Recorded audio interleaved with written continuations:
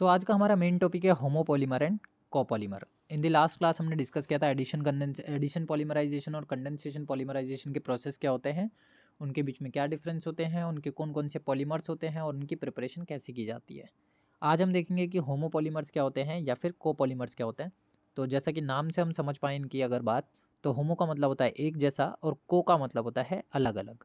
तो होमो मतलब एक जैसे टाइप के या वन काइंड ऑफ मोनोमर्स जो होते हैं वो होमोपॉलीमर्स बनाते हैं, और डिफरेंट टाइप्स ऑफ या डिफरेंट काइंड्स ऑफ पॉलीमर्स जो होते हैं वो मोनोमर्स जो होते हैं वो कोपॉलीमर्स बनाते हैं। फॉर एग्जांपल अगर मैं बात करता हूँ कि एक मोनोमर ए अपने ही जैसे मोनोमर ए के साथ कंबाइन होगा तो वो होमोपॉलीमर बनाएगा, लेकिन अगर कोई मोनोमर ए किसी दूसरे मोनोमर बी के साथ कंबाइन होगा और पॉलीमराइजेशन करेगा तो वो कोपॉलीमर बनाएगा। ये एक बेसिक फंडा है जिसके बिहाफ पे हम कोपॉलीमराइजेशन और होमोपॉलीमराइजेशन को समझ सकते हैं। तो होमो मोनोमर्स आर जब होमोपॉलीमर की हम बात करते हैं तो उसमें मोनोमर्स जो होते हैं वो वन काइंड के होते हैं, जैसे कि पॉलीथीन हो गया, पीवीसी हो गया, टेफ्लॉन हो गया। ये छोटी छोटे से बेसिक एग्जांपल्स हैं जो डिफाइन कराते हैं होमोपॉलीमर्स को। और अगर हम बात करते हैं कोपॉलीमर्स की, तो कोपॉलीमर के अंदर जो मोनोमर्स होते हैं वो डिफरेंट काइंड्स के पॉसिबल हैं, जिसमें कि एग्जांपल होता है बूना एन या बूना एस या नायलॉन 6 का। अभी हमने ये डिस्कस भी किया था कि नायलॉन 6 और नायलॉन 610 में किस टाइप के पॉलीमर्स को या मोनोमर्स को हम यूज़ करते हैं, तो वो कोपॉलीमराइजेशन की कैटेगरी के अंदर कंसिडर होते हैं।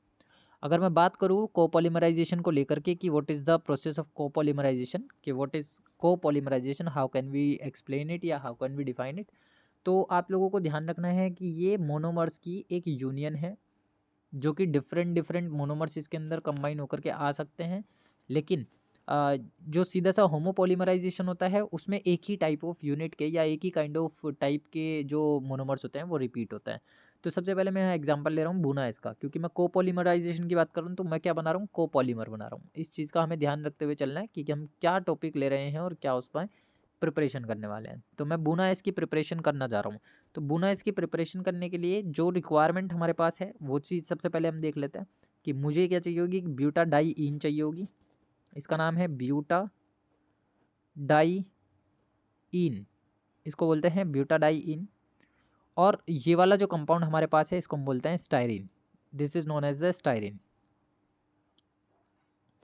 ये दो चीज़ें आप लोगों को ध्यान रखनी है। एक ब्यूटा डाई इन, पहला दूसरा तीसरा चौथा, 4 कार्बन है इसलिए ब्यूट आ रहा है। पहले और तीसरे कार्बन पर डबल बॉन्ड आ रहा है इसलिए डाई आ रहा है, और डबल बॉन्ड की नाम की वजह से इस पर इन आ रहा है, तो इसलिए इसका नाम है ब्यूटा डाई इन। अब ब्यूटाडाइन के एन नंबर ऑफ मॉलिक्यूल्स हमने ले लिए, और ये है हमारे पास स्टायरीन। स्टायरीन को आप ऐसे भी लिख सकते हैं, जरूरी नहीं है कि जैसी स्ट्रक्चर यहाँ दिख रही है वैसे ही आप लिखें। यहाँ आप लगाएंगे CH और यहाँ आप लगाएंगे CH2, और ये एक वैलेंसी खोल देंगे। ये बन गया हमारे पास स्टायरीन, एक वैलेंसी इधर खोल देंगे। तो आप चाहें तो खोल करके भी लिख सकते हैं, इशू नहीं है कुछ भी, आप कंडेंस स्ट्रक्चर भी लिख सकते हैं। तो ये ब्यूटाडाइन है, ये स्टायरीन आपके सामने है। दोनों का पॉलीमराइजेशन हम कराने वाले हैं। जैसे ही ये दोनों पॉलीमराइज होंगे तुरंत आपस में कंबाइन हो जाएंगे। अब ये आपस में कंबाइन कैसे हुए, आपको केवल ये वाला बॉन्ड तोड़ना है और ये वाला बॉन्ड तोड़ना है। जैसे आप ये दोनों बॉन्ड तोड़ते हैं तो इस कार्बन की वैलेंसी खुल जाएगी और इस कार्बन की भी वैलेंसी खुल जाएगी, और ये वैलेंसी डायरेक्टली अटैच हो जाएगी इसके साथ। बस सीधा सीधा जैसे आप इसके साथ अटैच करते हैं तो आपको ध्यान रखना होगा कि मॉलिक्यूल को रिवर्स कर देंगे। यानी कि ये वाला जो CH C6H5 वाला पार्ट है ये बीच में आ जाएगा और CH2 कॉर्नर पर चला जाएगा, क्योंकि वैलेंसी ज़्यादा जनरेट होने के चांसेस बन जाते हैं। तो यहाँ से एक वैलेंसी खुली, यहाँ से एक वैलेंसी खुली by the breaking of these double bonds. जैसे ये डबल बॉन्ड टूटेंगे तो बीच में डबल बॉन्ड आ जाएगा, क्योंकि वैलेंसी कंप्लीट भी करनी पड़ेगी। अब सोचिए आप कि यहाँ से बॉन्ड आप तोड़ रहे हैं, यहाँ से बॉन्ड आप तोड़ रहे हैं, इसका मतलब ये है कि इसकी भी वैलेंसी खाली, इसकी भी खाली, इसकी भी खाली, इसकी भी खाली। अब यहाँ पर कनेक्टिविटी आ जाएगी, यहाँ पर कनेक्टिविटी आ जाएगी डिफरेंट मोनोमर की या सेम मोनोमर की, लेकिन यहाँ नहीं आ पाएगी। तो उसको कंप्लीट फुलफिल करने के लिए बॉन्ड अंदर की तरफ शिफ्ट हो जाता है, और जैसे ये शिफ्ट होगा तो बीच में क्या बन जाएगा, डबल बॉन्ड बन जाएगा। तो जैसे ही अब इस CH को आप इस वाले कार्बन के साथ अटैच करोगे, ये CH2 आ जाएगा एंड पॉइंट पे, ये C6H5 यानी कि बेंजीन की रिंग क्या बन गया, ब्यूटाडाइन स्टायरीन पॉलीमर बन गया, जिसको हम बोलते हैं कोपॉलीमर। और ये प्रोसेस जो है जिसको ये फॉलो कर रहा है, this is known as copolymerization. Next हमारे पास इसमें एग्जांपल आ जाता है नेचुरल रबड़ का। नेचुरल रबड़ की अगर मैं बात करता हूँ तो नेचुरल रबड़ एक बहुत बड़ी मोनोमेरिक यूनिट होती है, बहुत बड़ी पॉलीमर यूनिट होती है, जिसका मोनोमर होता है आइसोप्रीन। क्वेश्चन यहाँ से बहुत ज़्यादा आते हैं एग्जामिनेशन में कि write down the monomer of natural rubber, write down the monomer of this compound, write down the monomer of Buna N और बूना एस। तो मोनोमर्स के नाम याद रखना है। अब ये आइसोप्रीन है, आइसोप्रीन की स्ट्रक्चर देख लो ध्यान से। जो ब्यूटाडाइईन था, उस ब्यूटाडाइईन में आपने एक हाइड्रोजन को हटा करके मिथाइल ग्रुप अटैच कर देना है। आपका था butadiene CH2 double bond CH single bond CH और double bond CH2, this is known as the butadiene. आपने कोई सा भी एच हटा लो, या तो ये या ये, और उसकी जगह पर क्या लगा दो, एक मिथाइल ग्रुप लगा दो, तो ये क्या बन जाता है, आइसोप्रीन बन जाता है। आइसो पोजीशन पर CH3 ग्रुप लग जाता है। उसका आपने पॉलीमराइजेशन कर देना है। जैसे ही वो पॉलीमराइजेशन आप कराओगे तो ये अपने आप को एक बहुत बड़ी चेन में कन्वर्ट कर लेगा। चेन में कैसे कन्वर्ट कर लेगा, आप छोटा सा लॉजिक है कि आप यहाँ से बॉन्ड ब्रेक कर दीजिए, इसी के जैसी बहुत सारी यूनिट डालेंगे और CH2 की बॉन्ड ब्रेकिंग करते रहेंगे। एक तरफ से हमने इसकी बॉन्ड ब्रेकिंग करी तो ये बॉन्ड टूट जाएगा, दूसरी तरफ से हमने बॉन्ड ब्रेकिंग करी तो बॉन्ड टूट जाएगा, और बीच में लग जाएगा डबल बॉन्ड, और इधर वैलेंसी खाली, इधर वैलेंसी खाली।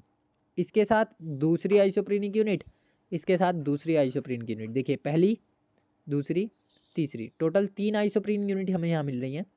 लेकिन मिली कब, जब हमने ये वाला डबल बॉन्ड और ये वाला डबल बॉन्ड तोड़ा, ये बॉन्ड टूटे, बीच में बन गया डबल बॉन्ड, और दोनों तरफ वैलेंसी जो खाली हुई थी वहाँ पे क्या हो जाएंगी, आइसोप्रीन के ऐसी अनदर यूनिट्स जुड़ती चली जाएंगी। तो नेचुरल रबर जो होती है वो आइसोप्रीन की पॉलीमेरिक यूनिट होती है, या फिर ये कह सकते हैं कि isoprene is the monomeric unit of the natural rubber. अब मेन चीज़ ये है जो यहाँ से एग्जामिनेशन में पूछी जाती है, क्या, vulcanisation of rubber. Vulcanisation of rubber को अगर हम एक्सप्लेन करें कि ये है क्या चीज़, तो बहुत सिंपल है वैसे तो। ये स्ट्रेंथ बढ़ाने के लिए हम वल्कनाइजेशन का यूज़ करते हैं इन दी रबर। तो natural rubber becomes soft at high temperature. जो नेचुरल रबर होती है सॉफ्ट हो जाती है बहुत ज़्यादा अगर उसको हाई टेम्परेचर पर असिस्ट किया जाए, and brittle at low temperature, और अगर उसको फ्रीज कर दिया जाए यानी ठंडी जगह पर ले जाया जाए तो वो टूट सकती है, ब्रिटल हो सकती है। And shows high water absorption capacity, और उसके अंदर वाटर एब्जॉर्प्शन कैटेगरी कैपेसिटी भी ज़्यादा पाई जाती है। It is soluble in non polar solvents and is non resistant to attack by oxidising agents. ये इसकी प्रॉपर्टीज़ हैं, आप लोगों को ये सारी प्रॉपर्टीज़ याद रखनी है कि वल्कनाइजेशन ऑफ रबर क्यों कर रहे हैं हम। नेचुरल रबर की क्या प्रॉपर्टीज़ है, नेचुरल रबर कैसी होती है, बहुत सॉफ्ट होती है हाई टेम्परेचर के ऊपर, बहुत ब्रिटल हो जाती है लो टेम्परेचर के ऊपर, वाटर का एब्जॉर्प्शन कैपेसिटी इसमें ज़्यादा पाई जाती है, नॉन पोलर सॉल्वेंट्स में ज़्यादा सोल्यूबल होती है, और नॉन रेसिस्टेंट अटैक होता है इसके ऊपर अगर हम किसी भी ऑक्सीडाइजिंग एजेंट को डालते हैं। तो बेसिकली क्या है कि to improve upon these physical properties a process of vulcanisation is carried out. This process consist of heating of mixture of raw rubber with sulphur and appropriate additive. आपको इन properties को इन्हेंस करना है, इन properties को inbuilt करना है, मतलब उसके उन प्रॉपर्टीज़ से भी अच्छी प्रॉपर्टीज़ उस नेचुरल रबर को आपको देनी है। तो आप क्या करेंगे, उस रो रबर को यानी उस रो मटेरियल को रबर के सल्फर के साथ या फिर किसी अप्रोप्रिएटिव एडिटिव के साथ मिक्स करा देंगे। जैसे आप ये काम करते हैं तुरंत आपकी जो ये इस प्रॉपर्टीज़ होंगी ये सारी की सारी क्या हो जाएंगी, वेल डेवलप हो जाएंगी और वेल इन्हेंस्ड हो जाएंगी। तो ये जो मिक्सिंग होगी एडिटिव की ये होगी एट अ टेम्परेचर। अब वो जो टेम्परेचर है वो ऑलमोस्ट 373 केल्विन से 415 केल्विन के बीच का होना चाहिए। और ये जो इंटरमिक्सिंग ऑफ सल्फर है into the raw material of rubber, this is known as the vulcanisation. तो कह रहा है on vulcanisation sulphur forms cross links at the reactive sites of double bonds and thus the rubber gets stiffened. जो ये sulphur तुम डालते हो वो क्रॉस लिंकिंग कर लेती है, रबर के मॉलिक्यूल के साथ क्या कर लेगी, क्रॉस लिंकिंग कर लेगी, जिसकी वजह से हमारी रबर क्या हो जाएगी, स्टीफन हो जाएगी और भी ज़्यादा स्ट्रॉन्ग हो जाएगी और टफ एंड हो जाएगी, और हमारी रबर की प्रॉपर्टीज़ को क्या कर देगी, इन्हेंस कर देगी। तो ये छोटा सा फंडा था वल्केनाइजेशन को लेकर के। अगर मैं बात करता हूँ मैन्युफैक्चरिंग की, वल्केनाइजेशन कराई जाती है जब, तो वो किस तरीके से काम करती है, तो आप ये मान करके चलिए कि the manufacture of tyre rubber 5% of sulphur is use. जो हमारी व्हीकल्स के टायर्स होते हैं उन सभी के अंदर वल्केनाइजेशन किया जाता है, जिसकी वजह से उनके अंदर रप्चर और फटीग की प्रॉपर्टी आ जाती है कि वो लॉन्ग टाइम तक, लॉन्ग ड्यूरेशन तक अंडर हाई फ्रिक्शन आसानी से सड़क पर चलते रहते हैं।